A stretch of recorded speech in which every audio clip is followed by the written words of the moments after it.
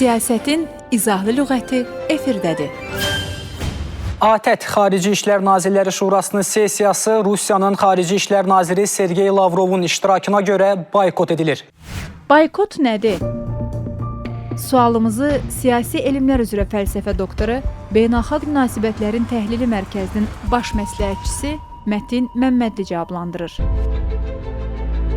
Boykot müəyyən bir məhsula, şirkətə, dövlətə və ya təşkilata qarşı siyasi, iqtisadi və ictimai etiraz formasında tətbiq edilən imtina hərəkətidir. Boykotun əsas məqsədi müəyyən qərarlar dəyişdirmək, ədalətsizlikləri aradan qaldırmaq və ya əxlaqi, siyasi mövqeyi nümayiş etdirməkdir. Boykot həm fərdi, həm də kollektiv şəkildə həyata keçirilə bilər və adətən böyük ictimai rezonans doğurur. Boykot müxtəlif formalarda həyata keçirilə bilər. İqtisadi boykot zamanı insanlar müəyyən bir məhsulu almamaq qərarına gəlirlər. Siyasi boykot isə bir dövlətin və ya təşkilatın tədbirində iştirak etməmək formasında özünü göstərir. İctimai boykot isə müəyyən bir şəxsə və ya təşkilata qarşı kütləvi şəkildə mənəvi və sosial təzyiq vasitəsidir.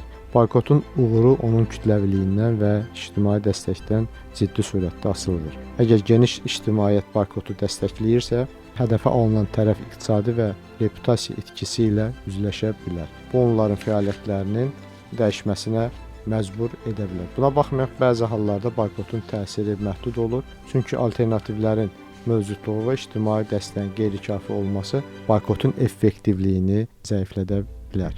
Boykot adətən qeyri-zorakı mübarizə vasitəsi kimi qəbul edilir. Mahatma Gandhi və Martin Luther King kimi liderlər məhz boykot vasitəsilə ictimai dəyişikliklərə nail olmuşlar. Ancaq bəzi hallarda boykotlar siyasi manipulyasiya aləti kimi də istifadə edilə bilər.